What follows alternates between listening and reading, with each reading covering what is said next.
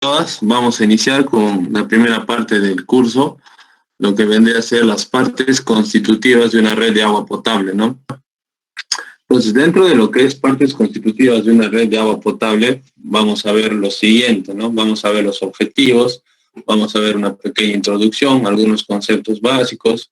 Vamos a analizar un caso que ha sucedido en Huánuco, que es la red de alcantarillado de Ambo. Vamos a verlo para entrar un poco en lo que sucede en nuestro contexto, en nuestra localidad. Vamos a ver algunas líneas de investigación también que se pueden tomar de de esta clase que podríamos usar, porque hay muchos chicos que a veces no tienen, ahora creo que no sé si ustedes van a tener que hacer tesis para bachiller. Entonces es importante ir dando ideas de qué se puede hacer, qué se puede investigar, algunas conclusiones, bueno, alguna práctica, algún control de lectura que se pueda mencionar y la bibliografía, ¿ya? Acá en la imagen tenemos un modelamiento en RAS, por ejemplo, les voy adelantando. Ese modelamiento de un río, ¿no? Ustedes pueden hacer infinidad de tesis, ¿no? Socavación de puentes y análisis de inundaciones, caudales máximos, el modelo de sedimentos que se puedan dar, qué pasaría si pongo un embalse, qué pasaría si tengo que sacar una bocatoma, diseño de una bocatoma. Ahí, de un río se pueden sacar muchas cosas para investigar, ¿no? Y es bastante rico nuestra hidrografía en Huánuco, ¿no? Tenemos al Guayagas, tenemos a Ligueras, tenemos a Huancachupa, tenemos a muchos ríos, tenemos muchas lagunas, análisis de recursos hídricos, etcétera, propuestas, por ejemplo, ahora que constantemente vemos que hay vertidos de combustible, de contaminantes en el río Higueras, que es nuestra fuente de abastecimiento de agua. Por ejemplo, una tesis tranquilamente podría ser, ¿no?, una propuesta de monitoreo de calidad de aguas arriba, ¿no? Un sistema de monitoreo de alerta temprano que te diga, ¿no? A 1 kilómetro, a 1 hora de viaje a través del río, detecte un contaminante y mande una alarma a la planta de tratamiento de agua para que cierre y evite el ingreso, ¿no? Cosas así se pueden hacer, ¿no? No es muy difícil. Incluso puede ser una tesis multidisciplinaria, ¿no? Que participe un ingeniero civil, o bueno, un alumno de ingeniería civil, un alumno de sistemas en programación y uno de ambiental, ¿no? Deberían poder hacerse estas cosas. Bueno, acá ustedes me van a decir si tienen algún conocimiento, alguna opinión sobre las redes de agua del lugar donde viven. La pueden ir comentando por el chat, porque la clase la estoy haciendo de alguna manera rápida, dinámica, perdón, para que ustedes puedan entender. Entonces, por el chat pueden ir comentando si tienen algún conocimiento y yo considero la participación, ¿ya? Acá tenemos el EPA, ¿no? Más adelante vamos a ver lo que es el EPANET y el SWIM. Son software para el diseño y modelamiento de redes de agua, tanto para lo que es agua potable como para lo que es alcantarillado, ¿ya? Esos son software libres, gratis, que lo desarrolló desarrollada por la protección, la Agencia de la Protección Ambiental de los Estados Unidos, ¿no? Hace muchos años, y por eso su uso es tan grande, ¿no? Porque es gratis, ¿no? Conceptos básicos. ¿Qué conceptos tenemos que saber, no? Bueno, los objetivos que vamos a ver hoy día en la clase de hoy son algunos conceptos de lo que es sistema de agua potable y alcantarillado, ¿no? Vamos a tratar de definir un lenguaje técnico, ¿no? Para que ustedes entiendan cuando yo expongo algunas terminologías, ¿no? Por ejemplo, si yo les digo K1, ahorita quizás no saben, ¿no? Pero a medida que vamos avanzando van a entender que el K1 es el factor, el coeficiente se puede decir, de seguridad para las tuberías, determinar el diámetro adecuado para obtener el caudal máximo diario, o el K2 para obtener el caudal máximo horario, etcétera, ¿no? ¿Qué componentes tiene una red de agua? Vamos a verlo. Y los componentes de un sistema de alcantarillado, ¿no? Entonces, cuando hablamos de redes de agua potable, nos referimos a obras de ingeniería, obviamente, que están unidas, concatenadas, ¿no? Unas a otras, ¿para qué? Para que lleven el agua hasta las viviendas, ¿no? Desde una fuente, que puede ser un canal, una captación, un manantial, una quebrada, un río, hasta las viviendas. Eso es lo que es agua potable, ¿no? O puede ser también en una ciudad, en un pueblo rural, ¿no? Una población relativamente densa, ¿no? Acá tenemos una imagen, por ejemplo, una red de abastecimiento, como es, ¿no? Se tiene acá una fuente, que sería en este caso un río, por decirlo. Acá tenemos una presa, ¿no? Vamos a agrandar un poquito para que vean la imagen. Acá tenemos una presita, ven, lo pueden ver en la imagen, ahí. Y bueno, esa es la fuente, ¿no? La fuente de agua. Esta irá a través de una captación hacia una planta de tratamiento, el punto 2. El punto 1 es la fuente, el punto 2. Esta planta de tratamiento, no, perdón, el río es aguas, en este caso, sí. A una planta de tratamiento que luego tendrá un tratamiento primario, un tratamiento secundario, irá a un reservorio, que acá está el reservorio, en la parte más o menos al lado de 5, y luego irá a una red de distribución hacia lo que es 4, ¿no? Que es las viviendas ya propiamente dichas, ¿no? Esa es la manera en la cual se produce una red de abastecimiento de agua, ¿no? Acá tenemos, por ejemplo, la planta de tratamiento de agua potable de Huánuco, ¿no? Ustedes quizás algunos lo conocen, muchos cuando antes se podía salir, iban y visitaban esto como un trabajo también, ¿no? El presente capítulo que vamos a tratar trata sobre los conceptos básicos que vamos a ver a lo largo del curso, de manera que ustedes puedan empaparse con los términos y lenguaje técnico para el desarrollo.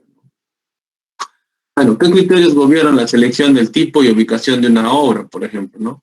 Nosotros tenemos que saber primero cuánta agua disponemos. ¿Por qué? Supongamos que nuestra población quiere un caudal o necesita un caudal de 5 litros por segundo, ¿ya? Se necesita 5 litros cada segundo. Y suponemos que nosotros tenemos nuestra fuente que máximo nos da 3 litros. Entonces, nosotros tenemos que saber primero cuánta agua necesitamos, ¿no? Porque si nos da 3 litros la fuente, tenemos que buscar otra, porque no se va a lograr abastecer. Y eso sin considerar el caudal ecológico, puede ser que haya un caudal aguas abajo que dependen, no sé, alguna industria, algo de riego, no sé. Entonces hay que tener en cuenta toda esa distribución del agua y de los usos que se tienen que dar, considerando el medio ambiente también, para poder definir si la captación o la fuente de agua que vamos a usar es adecuada. El costo total de las obras debe ser el menor posible. Esto es algo que se debería incluir incluso en el reglamento, ¿no? Cuando se hace un estudio económico de un proyecto, el proyecto es mucho más, se puede decir, eficiente en cuanto a costo-beneficio, ¿no? Lamentablemente no se obliga, ¿no? Pero se debe tratar de que el costo sea el menor posible, ¿no? Ojos, sin disminuir la calidad ni la eficiencia de la obra, obviamente. Las obras deben satisfacer las condiciones necesarias de seguridad, obvio, el reservorio no puede estar en una zona de peligro, una zona de riesgo, no debe estar adecuado. El estudio de las cuencas es importante y a veces se obvia. El volumen total de un río, la parte hidrológica, es muy importante. Se supone que ustedes hasta aquí ya han pasado por el curso de hidrología, ya ustedes saben calcular precipitaciones máximas, caudal de avenidas, saben hacer lo que viene a ser una completación de datos, saben hacer lo que es un análisis de consistencia de datos, etcétera, etcétera, que deben haber visto para un adecuado desenvolvimiento de lo que viene a ser un estudio hidrológico. Hay que ver también el agua que escurre en un río y el agua que se infiltra, ¿no? Esto ya es un estudio importante cuando hablamos de aguas subterráneas, ¿no? El agua que escurre, el agua que se infiltra. Hay proyectos acá actualmente que tienen aguas de pozo, ¿no? También hay que ver la variabilidad del régimen de un río, ¿no? Hay que ver por qué. Porque si el río se seca en época de estiaje, entonces ese río, ¿cómo no nos va a servir? O esa fuente, no hablemos de río, hablemos de una fuente, ¿no? Si nuestra fuente se seca o llega en época de estiaje a un caudal inferior al caudal máximo diario, o al caudal medio por último, o promedio, vamos a tener problemas, ¿no? Nosotros tenemos que verificar que nuestra fuente sea en época de estiaje, su caudal sea mucho mayor al caudal que necesitamos, ¿no? Incluso teniendo en cuenta el caudal ecológico, ¿no? Por ejemplo, acá hay una noticia que me llamó la atención, ¿no? Arequipa, Chivay consume agua contaminada por la corrupción. Insalubre, les ha ocurrido a muchos pobladores de la capital de Cayoma, abren el caño y en el líquido viajan gusanos, barro, etc. Hace 5 años, se iniciaron obras para mejorar su sistema de potabilización, empero, por los actos irregulares de la gestión del entonces alcalde, trabajos avanzan muy lento. Obras de construcción se encuentra en 14%, ¿no? 14% en 5 años. Y eso pasó en Huánuco, no ha pasado con las obras de agua potable La Esperanza, del agua potable Pilcomarca. La Esperanza se viene ejecutando desde inicios del 2018. 18, 19, 20, ya vamos a estar el 21 y aún no entre 4 años de ejecución y aún no sé en qué porcentaje estará, pero no acaba. Pilcomarca empezó en 2012, 12, 13, 14, 21, casi más de 9 años. Y ya parcialmente entra en funcionamiento, ¿no? Pero, o sea, 9 años es excesivo, ¿no? O 8 años. Algunas generalidades de lo que hablamos del sistema de abastecimiento. El objetivo es proporcionar de un sistema de abastecimiento de agua un servicio eficiente a la población usuaria, ¿no? Nosotros debemos pensar en esto, ¿no? Que nosotros damos un servicio, claramente, ¿no? No lo que hace ser aguánico, ¿no? Que sin avisarte te corte el agua, te quite el agua, no tienes agua, no hay la presión adecuada. En otros países, primer mundo, Europa, Norteamérica, es impensable que tú le digas a un ciudadano que no va a tener agua una semana, 2 días, 3 días, ¿no? Entonces, ese concepto que nosotros tenemos de que normal pareciera que nos corten el agua es imposible en países desarrollados, ¿no? Entonces, cuando uno tiene esa visión, se da cuenta de que hay un trabajo muy ineficiente por parte de las autoridades acá, bastante, se puede decir, poco técnico también, porque cortan el agua es vida, ¿no? Y el agua es muy necesario. Sin luz puedes estar, quizás sin internet, pero sin agua es bastante complicado peor aún en temas de pandemia y salubridad, ¿no? Entonces, otra cosa, la calidad del agua. Yo no sé si se monitorea la concentración de cloro en el inicio de la red, en el final de la red. Por ejemplo, una tesis, hablando ya de esto, es tranquilamente que alguien vea cómo es la distribución de cloro en un lugar, ¿no? En Huánuco, en Amarilis, no sé. Midiendo, sacando muestras y viendo el cloro, ¿no? A ver si cumple con lo mínimo o lo máximo. Eso es una tesis.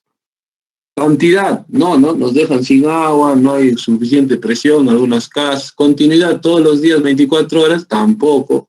Presión no llega, confiabilidad menos, ¿no?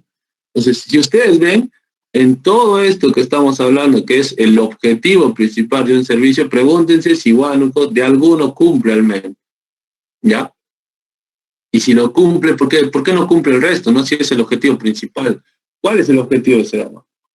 Obviamente hay factores que también hacen que esto sea más difícil. ¿Por qué? Porque la planta de tratamiento es una planta de hace 70 años, que no ha tenido las ampliaciones necesarias, ya no se da bastante el crecimiento de la población, también, ¿no? Pero esto debería haber sido desarrollado en un plan de desarrollo urbano que contemple todas estas cosas, ¿no? Entonces, es tarea del proyectista convertir estos objetivos teóricos en un diseño real y económico, tomando en cuenta las circunstancias y recursos locales, ¿no? Hay que analizar nuestra realidad y nuestra economía y ver ello, ¿no? ¿Qué unidades o qué componentes pertenecen a un sistema de abastecimiento de agua? Los componentes que integran los sistemas de abastecimiento de agua, ya sea para grandes ciudades o para pequeñas o comunidades rurales, tienen las mismas funciones. Habrá que captar agua, por ejemplo, acá vemos una captación de agua de lluvia que se puede dar en algunos lugares.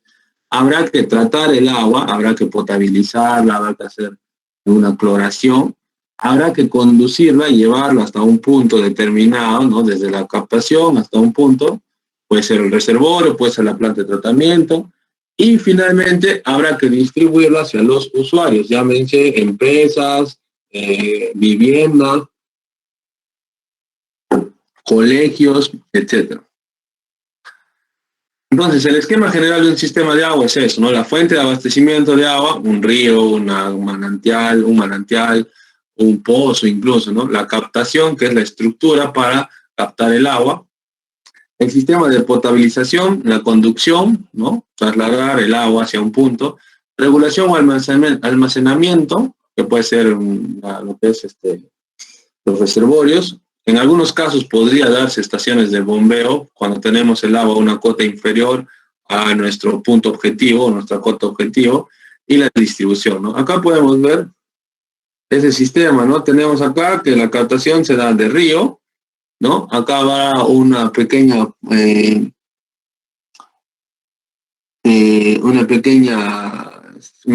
planta de bombeo o estación de bombeo, que como el río está prácticamente a menor cota que lo que vendría a ser la población o la red de distribución, hay que bombear una parte alta, ¿no? Se bombea a través de una línea de conducción hacia un tanque de almacenamiento, ¿no? O regulación, y como ya tiene cote el agua, ya tiene energía que ha ganado producto del bombeo, baja a través de una línea de conducción y se conduce hacia toda la ciudad, ¿no? Que pueden haber instituciones, viviendas, comercios, etcétera, ¿no? Esa es la red de distribución, la línea de conducción, el sistema de bombeo, el tanque de almacenamiento, la captación, una toma directa en este caso. Entonces ahí vemos una manera de ejemplo, ¿no? También tenemos otro tipo de configuración que la podemos apreciar acá, ¿no? Por ejemplo, se puede captar agua de una presa, ¿no? Esta es una presa, acá está la presa, un almacenamiento, y esta agua se deriva hacia una planta de tratamiento. A su vez, si no fuese suficiente esta cantidad de agua, se pueden hacer pozos, ¿no? Y se derivan igual a la planta de tratamiento, o también puede haber una toma directa de un río, de un manantial, y también va hacia la planta de tratamiento. Todo el agua tiene que tener un tratamiento y se tiene que hacer un análisis físico, químico, bacteriológico importante, que ustedes no consideren que porque un agua es de manantial ya es limpia. Siempre hay que hacer el análisis, llevar de manera adecuada, tomar las muestras bajo las directivas de la DIRESA, bajo los protocolos de salud, para que el agua sea una muestra sin alteraciones y ver, ¿no? ¿Qué tal el agua tiene metales? ¿Qué tal el agua tiene mucha concentración de nitratos? Hay que analizar y ver qué tratamiento dar. No todos los tratamientos son iguales. Y ver el costo también, ¿no? Si es un agua en metales, es un agua muy costosa para tratar. Entonces ahí cambia, habrá que analizar otras fuentes que quizás no estén contaminadas.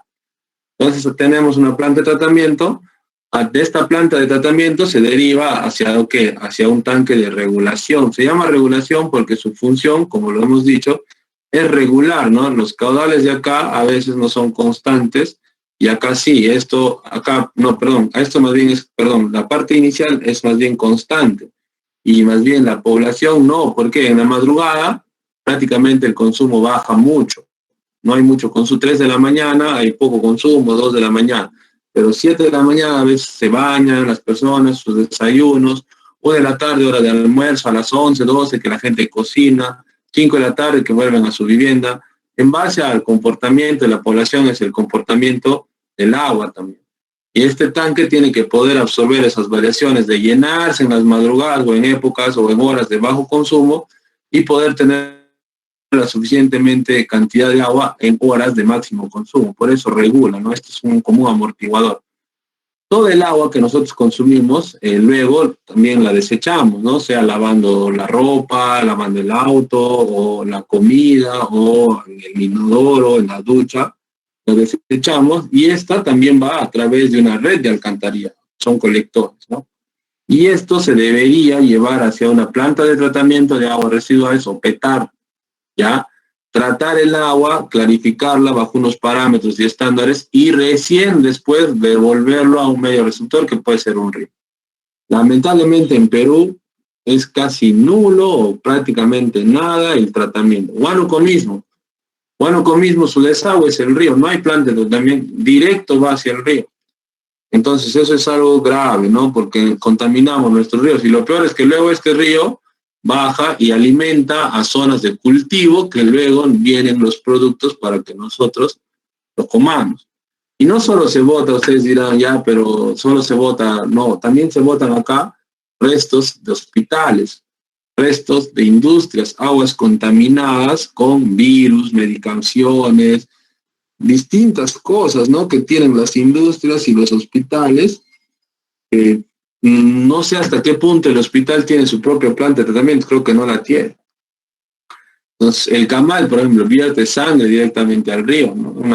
La sangre es alta en nitrógeno, en carbono, ¿no? Contamina bastante y no tiene un tratamiento. Recién que se está haciendo del camal su planta de tratamiento, del mercado directamente. O sea, no hay un tratamiento y eso es algo que debería ya darse, ¿no? Bueno, entonces hablemos de las partes de una red. Estamos hablando de la captación, por ejemplo. Las obras de captación son obras civiles y de equipos electromecánicos que se utilizan para reunir y disponer adecuadamente el agua de la fuente de abastecimiento, ya sea superficial o subterránea. Depende, ¿no? Podemos tener agua superficial de río, subterránea, por ejemplo, de un manantial, o de un pozo, por ejemplo, ¿no? Normalmente esta se incorpora a la línea de conducción para el diseño se considera el caudal máximo diario. Importante, ¿no? La captación, acá vamos a poner, para que no se olviden. Pluma. Captación y cuando hablamos de caudal máximo diario, estamos hablando de caudal, así se representa, máximo diario, QMD, ¿ya? QMD. ¿Qué quiere decir el caudal máximo diario? Para que entiendan. El caudal máximo diario es el caudal que se consume en todo un determinado año. Hay un día de máximo consumo, ¿no? Yo no sé qué día será. Siempre hago este ejemplo.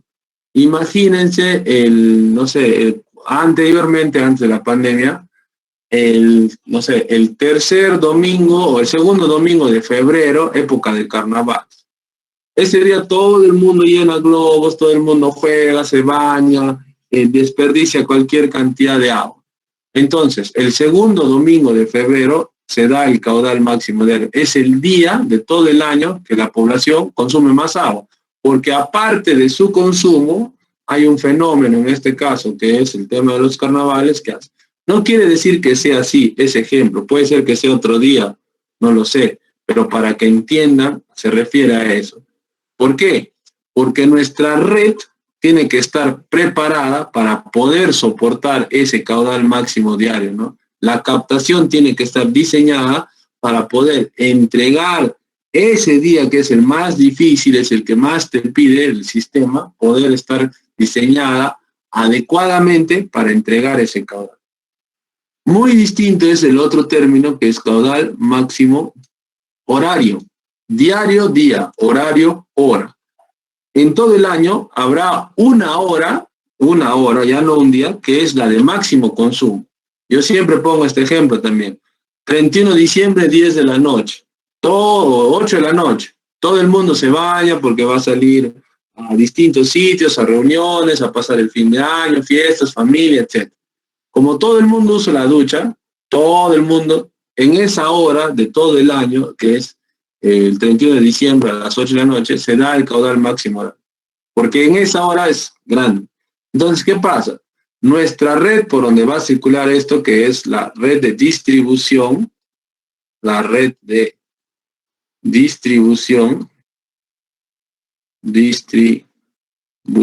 para que no se olviden, tiene que soportar ese caudal, porque este es mayor, ¿eh? El caudal máximo horario, vamos a poner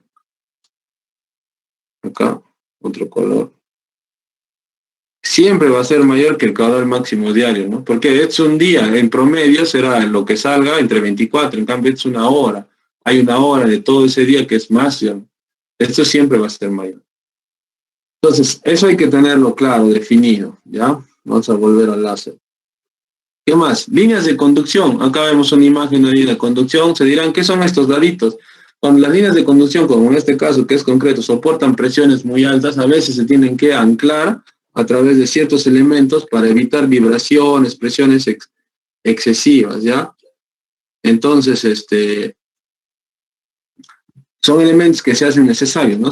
Entonces, cuando hablamos de líneas de conducción, nos referimos a las partes o a la parte del sistema que está conformada por un conjunto de conductos, llámense tuberías, estructuras de operación de protección, llámense válvulas, llámense dados, destinados o especiales ¿a qué? A llevar el agua desde la captación hasta el sitio de entrega, que puede ser la planta de tratamiento, que puede ser el reservorio.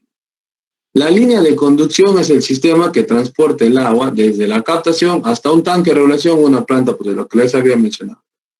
Su capacidad, nuevamente, para que recuerden, se calcula con qué, vamos a poner acá, con el caudal máximo diario, ¿ya? O con el que se considere conveniente tomar. Va a depender, ¿no? O sea, tú lo que tienes que hacer, el principio es lo siguiente, tienes que diseñar esto para lo más desfavorable. Si lo más desfavorable es el caudal máximo diario, obviamente diseñas con eso. También puede hacer que exista un caudal de incendios, ¿no? Que vamos a ver más adelante, y que pueda condicionar mi diseño de esto, pero más adelante lo vamos a ver. Potabilización. Cuando hablamos de potabilización, nos referimos a los procesos que se usan, químicos, físicos, para modificar la calidad del agua. El agua llega, por ejemplo, si es de un río con muchos sedimentos, con mucha turbidez, ¿no? Entonces, lo que tenemos que hacer es quitar ello para que el agua sea apta para consumo humano. Estos procesos se llaman en conjunto un tren de tratamiento, porque es uno seguido, primero habrá una cámara de rejas, luego habrá un sedimentador, y así, ¿no? Un tren de tratamiento. Tiene un orden, una secuencia lógica, física. Las obras de ingeniería que constituyen las unidades necesarias para producir el agua potable, o sea, se denomina planta potabilizadora, ¿ya? O planta de tratamiento. Acá tenemos, por ejemplo, una imagen que nos muestra, tenemos una captación que es captada, puede ser de ríos, lagos, y se lleva hacia una planta de tratamiento, ¿no? Por ejemplo, en las plantas potabilizadoras, ¿qué fenómenos se dan? Primero hay la coagulación. La coagulación consiste en, se agrega un coagulante, a veces es, si no me equivoco, es sulfato ferroso, algo así, o sulfato de aluminio, no me acuerdo bien, creo que es eso. ¿Qué es lo que hace esto? Esto hace que la arcilla que contiene el agua, sedimentos, se junten. ¿Para qué? Para que tengan más peso y decanto, ¿ya? Entonces se juntan, ¿no? Y son partículas de mayor tamaño y peso. Luego, como ya los junté, ya los hice pesados, lo que hay un proceso de decantación. Son como pocitas para que se asienten estos fangos y se vayan hacia el fondo. El agua permanece varias horas en esta reposo hasta que las partículas se junten formando coágulos, ¿no? Del proceso de coagulación que luego decanta. Luego, una vez decantado, el agua pasa por la parte alta, ya más clarificada, a través de filtros que eliminan la turbidez que puede quedar como agua cristalina, ¿no? Después de eso hay que matar a los virus, a las bacterias. Con ello se hace, ¿en qué? En la cloración. Al agregar cloro se logra una efectiva desinfección, eliminando cualquier bacteria, ¿no? En algunos casos puede haber también, si el agua es muy ácida, se puede haber una alcalinización. No necesariamente hay que analizar el pH del agua. Debido al coagulante, el agua se vuelve ácida, entonces le agrega cal para lograr que sea apta para el consumo. Y posterior a ello pasa a una red de distribución. El agua potabilizada es llevada a la estación de bombeo para distribuir. Eso es lo secuencial, lo básico. ¿Cómo vamos a ver a lo largo del desarrollo de las clases? Lo que es almacenamiento y regulación. Ya les había explicado un poquito, ¿no? Nosotros tenemos que tener unas estructuras. En este caso, en la fotografía, estamos viendo un reservorio enterrado, ¿no? Enterrado. Estas estructuras de almacenamiento y regulación, obviamente, son obras civiles, pueden ser electromecánicas, que se controlan digitalmente también, que a nosotros nos van a permitir almacenar, ¿no? El agua. Tenemos en las faldas de los cerros de Huánuco, ustedes pueden ver varios, ¿no? Y regular el agua de la conducción para incorporarla a la red, ¿no? De acá se distribuye, ¿no? Generalmente son tanques elevados o tanques superficiales. La distribución, que ya también se ha hablado un poquito, nos permite a nosotros llevar el agua hacia nuestros consumidores, ¿no? Hacia los usuarios finales, colegios, instituciones, empresas, casas, parques, jardines, etcétera, ¿no? Cuando y dónde se requiera, ¿no? Obviamente, como les había dicho, y es objetivo, en cantidades y calidad con presión adecuada, ¿no? Eso es lo eficiente, el confort y el nivel de vida mucho más adecuado, ¿no? Los sistemas de distribución, ¿qué incluyen? Pueden haber bombas, pueden haber tuberías, válvulas, tomas domiciliarias, líneas principales, medidores. Tipos de sistema de abastecimiento de agua. Hay varios tipos, ¿no? Tenemos los sistemas convencionales, ¿no? Son aquellos que brindan un servicio de agua a nivel de vivienda mediante conexiones domiciliarias, mediante un sistema de distribución de agua diseñado para proporcionar calidad y cantidad de agua establecido por la norma, ¿no? Tenemos la captación, la conducción, el reservorio, la red de distribución. Sistema convencional. Luego tenemos sistemas de abastecimiento por gravedad sin tratamiento, previo análisis de la fuente. Estos sistemas son aguas, pueden ser subterráneas, subalveas, que afloran, ¿no? Que salen a la superficie del terreno en forma de ¿qué? De manantiales, ¿no? Y se pueden captar por galerías filtrantes. Estos sistemas, a veces el agua es filtrada en los estratos porosos del subsuelo, por lo que la desinfección no es muy exigente. Pero, nuevamente, repito, hay que hacer el análisis físico-químico bacteriológico. No porque sea de manantial ya es limpio, no, hay que hacerlo. Acá tenemos, ¿no? La captación, la conducción, el reservorio, la aducción, la red es similar, ¿no? Similar. También tenemos por gravedad con tratamiento. Esto es mayormente cuando se capta de fuentes superficiales, ríos, por ejemplo, ¿no? Quebradas, ¿no? Que al estar también están más expuestas, ¿no? A lo que es los sedimentos, a lo que es los desechos de animales, etcétera, ¿no? Por lo tanto, requieren de un tratamiento, ¿no? Mayormente donde se ubican en las partes altas, ¿no? Las fuentes, obviamente, si es por gravedad, tienen que estar más arriba. Las fuentes de estos sistemas están compuestos por aguas superficiales, que son canales, acequias, ríos.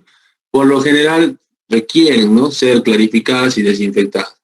Estos tipos pueden tener planta de tratamiento diseñada en función de la calidad, dependiendo, ¿no?, química y bacteriológica de aguas crudas. Acá está, ¿no? La captación, ven acá como el esquema de un río, conducción, la planta de tratamiento, ¿no? Todo esto, y luego al reservorio, ¿no? Línea de aducción y red de distribución, ¿no? Son esquemas.